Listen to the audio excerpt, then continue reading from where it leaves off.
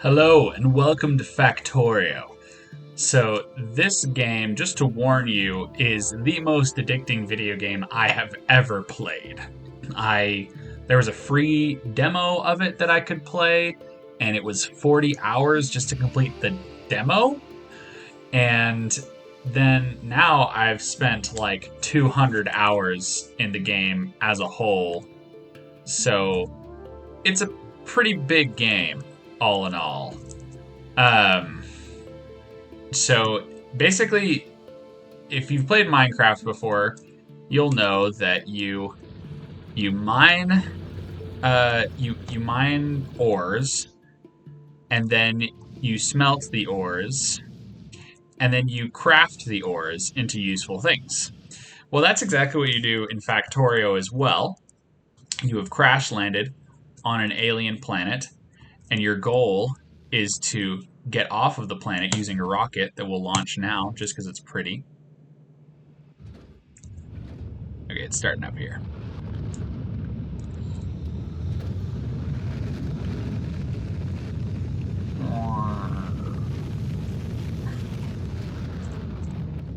Except now I just launched the rocket for fun, and because when it comes back down, I get these science bottles or potions or whatever.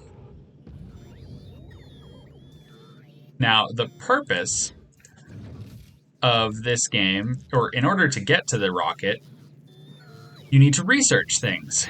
And the research tree in this game is just crazy. So I'm researching my very last piece of technology right now, or second last. Anyway, whatever. I'm almost to the end. And what I've got here, let's look at the rocket for instance. Where's the rocket? So you have to research all this different stuff in order to get to the rocket. And it's just a blast because this is truly a never-ending problem-solving game. It's a procedural problem-solving game, puzzle game, if you will. And so, instead of just like solving one puzzle at a time, you have these logistical difficulties you need to work through. Like, okay, how am I going to arrange this factory? And it starts very small, like very manageable at first. And then eventually, 200 hours later, it sprawls into this. In fact, this is my second world because I got pretty far along and I just made some mistakes in the beginning and I felt the desire to start over. I'm probably not doing a great job pitching this game either, but I really, really like it. So I'm just going to give you a base tour here. It's been like 200 hours in total of me playing this game. So yeah, we'll start at the beginning. We've got these different. Now we've got mining outposts, which these ones are dry. So we'll have my bots automatically clear this up because I researched bots. My player is just standing over here looking at my nuclear power plant. Anyways, getting out of hand. So we automatically mine the resources, so you don't need to be swinging your pickaxes at these little rocks. In fact, I think we can find a manual rock somewhere. There we go. So you used to have to mine these by hand, but now technically, oh, that one's outside of my bot network. See, now this bot just mined it for me in an instant. So yeah, you start off having to do things by hand, and then you can have them automatically mine. This mining outpost is far enough away that I have a train that comes and picks it up. So right now my copper train is over at this is my second copper mine, and this is my third copper mine. So we're gonna watch this choo-choo train a little bit, but it's gonna roll on over from the mining outpost automatically going because I've set up this logic here, and see it's unloading its cargo, and when it has a fully empty cargo, my night vision just kicked in by the way. When it fully unloads its cargo, it'll automatically go to the other mine. close. Boom. And it's going. And I could be asleep and it would do that. And so then all of this copper ore comes in and gets refined. Now combining with the coal belts from the coal mine, which this is only my second coal mine, and it's like still powering everything. So it's automatically smelting all of these copper plates, which are going on to what we like to call the main bus or the river.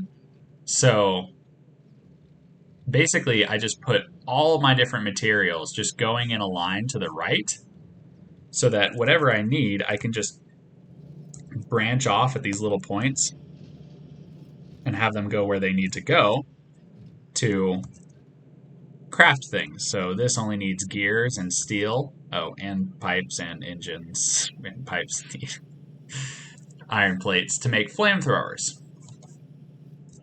So basically, whenever I need flamethrowers at all, they've just been automatically made for me here. I didn't need to click this button 100 times. I just needed to set this up, which was, it is a puzzle to try to set it up.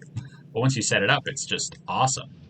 And now these flamethrowers are defending my base from any of the biters, the bugs that are around here. So these guys can attack me whenever my pollution reaches them. So these guys are probably going to get angry fairly soon because my pollution is coming over near them. And so what they're going to do is they're going to say, hey, I don't like you, and they're going to come over here, just like these guys, and try to attack me. But they're going to die. They're going to get burned. So, same is happening with these guys over here. And they're just not going to fare well. Because flamethrowers are really overpowered. Once you research those, the combat is basically done. You can see most of the pollution is coming from my smelters, and they're coming from my miners. Technically, we have some mining going on here, but uranium is very, very, very energy efficient. So, I keep getting off track here, I guess. But it automatically crafts things, and one of the things it's automatically crafting are these science packs. So they put these potions in here, and it just starts loading up whatever the next research is. And so your goal is to first make it fully automatic. So you just don't have to worry about it ever. It's just cranking away. But second, you need it to be optimized. So here we do have fully automatic green chips, which is awesome.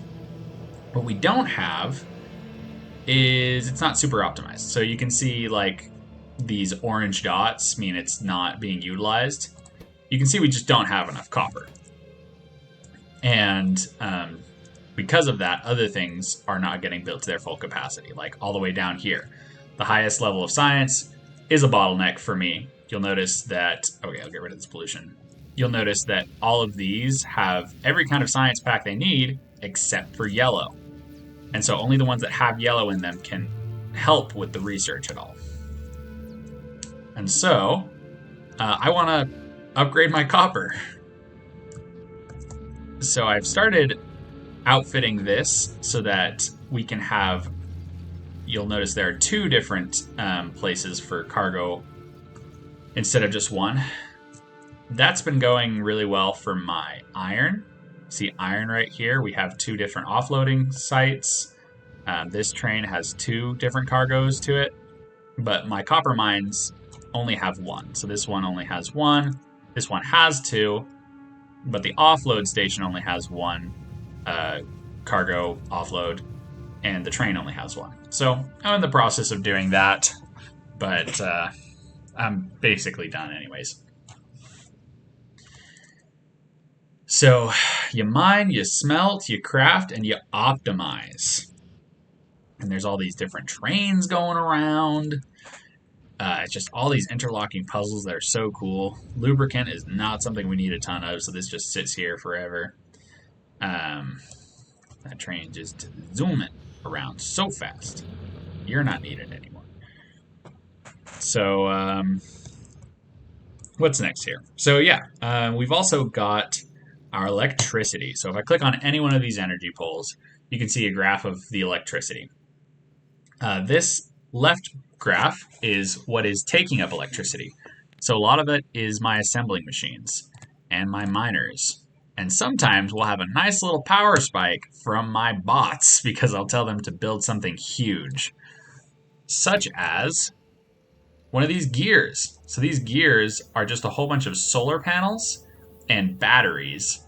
And you can tell that this is a sci-fi game because solar panels are actually worth anything. Okay, here we've got the batteries are being used up. So here, let's see here. Or I guess they're being charged. I'm sorry. So they're currently being charged or discharged or whatever. But we're starting to get to nighttime. Okay. So because it's starting to get dark outside, the solar panels are producing less energy. You can see here, the solar panel graph is going down. And pretty soon it's going to be producing no electricity. And that is why the accumulators are starting to come into, or batteries are starting to come into play. And you can see my accumulator charge is starting to dip a little bit. But I'm pretty sure this night will be just like last night, where we just chip into a little bit of it. I have had times, see right here, where we were having power outages every single night and they were just never getting charged, never getting used. And I needed to scale up my energy production. But that was a couple hours ago that I had that problem. Because now I scaled up my, let's see, can we see it? You can see this is where it used to get maximum solar energy power. And then I made a third gear and now it maxes out quite nicely. It's not even fully maxing out all the time. So there are three main sources of power that, or I guess four. Accumulator is not really a source of power necessarily, but they are quite helpful when you're using solar panels. So there's solar panels. There's steam engines, which is what you'll start with. So here I've got quite a few steam engines. Used to have just this. You can see it's like right next to my crash landing. So this is one of the first things I did. I guess while we're at the crash landing, you can see that we have the remnants of my first mines, which I've pretty much totally stripped. Like there's just not enough to really worry about here. And this is where it all started, where all the mining started. And I've got my steam engines, and I've got my solar panels, and I've also got nuclear power plants, but I haven't activated these because they just the process of getting enough uranium was so taxing for me, at least. They call it the Kovarex enrichment process. It was so taxing that I actually had to scale up my energy production anyways. And so, ironically, because I needed to get more energy in order to get more energy, I don't need these nuclear power plants yet. And so I'm just enriching all the uranium I can until all of these are using the Kovarex enrichment process. And then it'll be an exciting moment when I turn on my nuclear power plants. But for now, we're just leaving it as is. I don't actually remember. I'm going to do a quick save here. If I blow these up, do we get a nuke?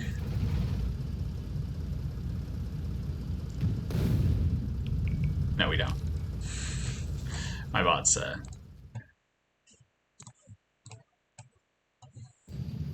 just very nicely repair everything.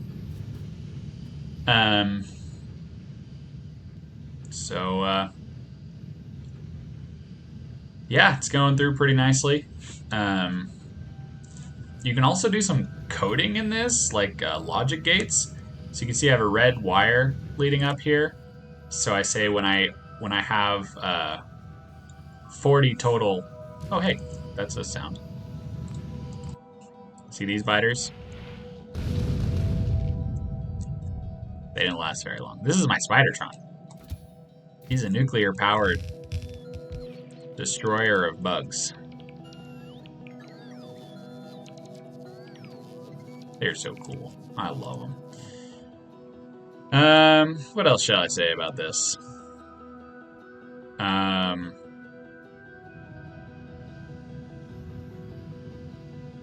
Factorio is cool, got a lot of energy.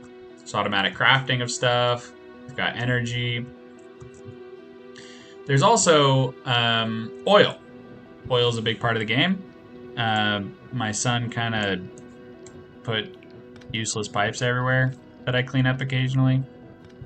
Because he wants to play too, but he sees Factorio more as a thing to draw with. He doesn't like get the logical implications of everything. But that's okay. I love it. Anyways, now that I've cleaned that up, you produce oil. Or you mine oil in Factorio. And we bring this oil pipe down and over and down to our first oil plant, which is doing pretty good still.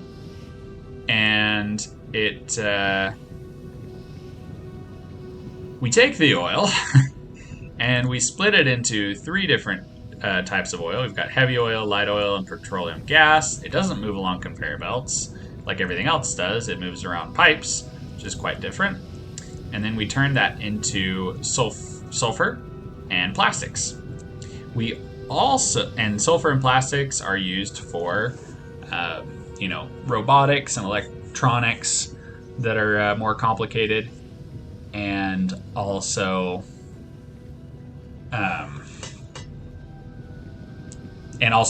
further technology. So these are really cool, and I just gotta say, plastic is awesome. Like in the real world as well. Like this is supposed to be just straight up trash, but we're able to turn it into extremely useful stuff. In real life right now, you are wearing plastic. You are watching this on plastic. Your house has a ton of plastic on it, a lot of oil at least, and it's just so cool. I just have a newfound appreciation for technology, even on this this video game scale. So, it creates these 3 different liquids, right? Now, most of the time we just need petroleum gas. Light oil, or petroleum gas is kind of like the main thing we need.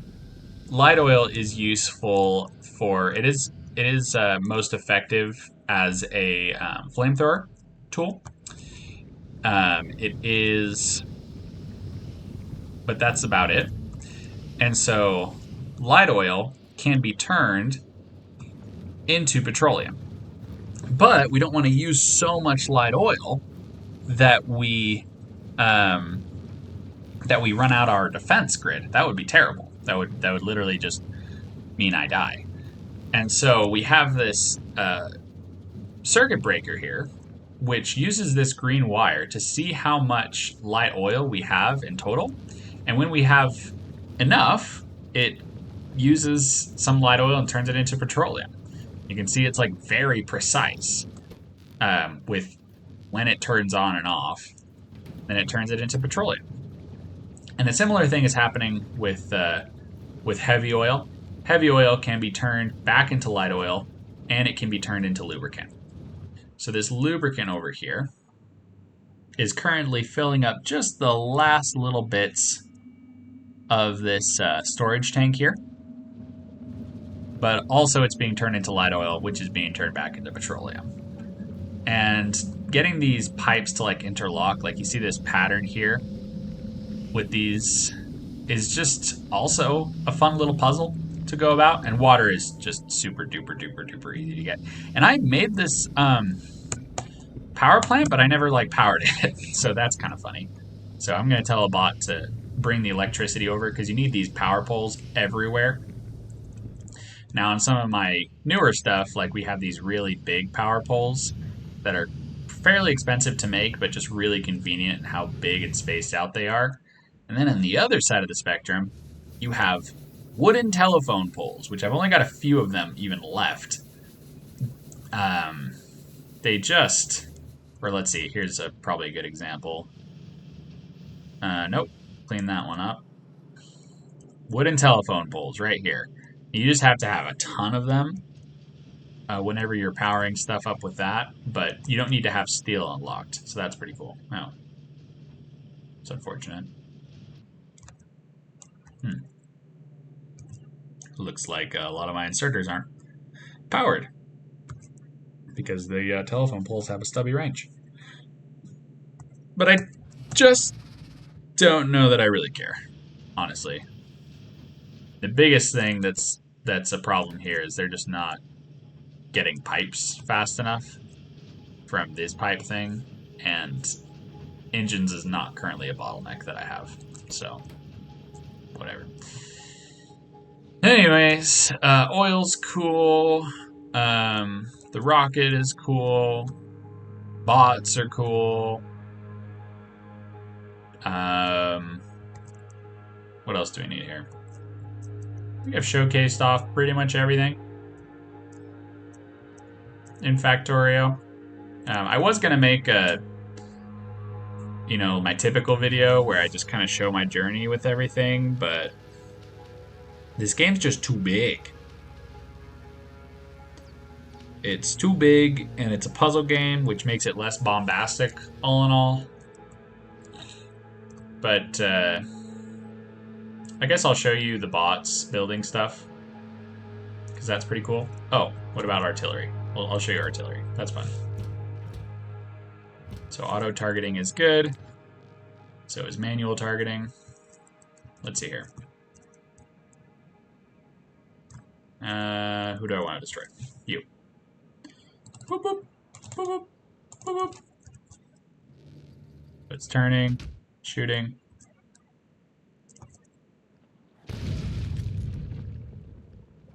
Nice. We don't even need that other shells. And these guys are going to come attack. But it's fine because... Oops. I'll just have my Spidertron come meet them instead.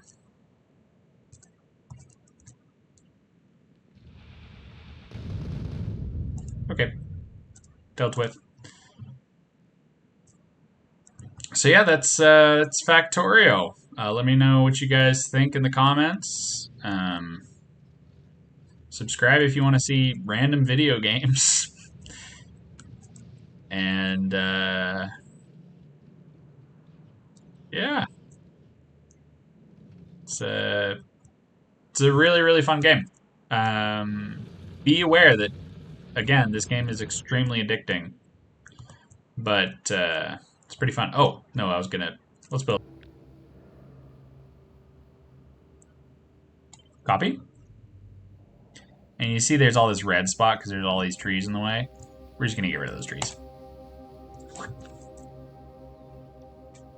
See, the bots are going through, getting all that. All of these, whenever they're light tiles, that means they have a bot assigned to them.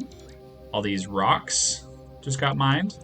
They're being put into our coal supply immediately. That's pretty good. And here you can see these waves of other bots coming in with all their solar panels. Because I just copied and pasted it, and now I just wait. Well, they get like halfway there, and they realize they're low on energy. So they have to recharge, and they disperse everywhere. But then pretty soon they'll regroup back here. It'll build another RoboPort here, and then we'll have enough construction network coverage to actually build everything. So now they're slowly coming in, filling out all this stuff, blowing up these cliffs. Here's the other bombs. Boom, boom, boom. They're just going about building it.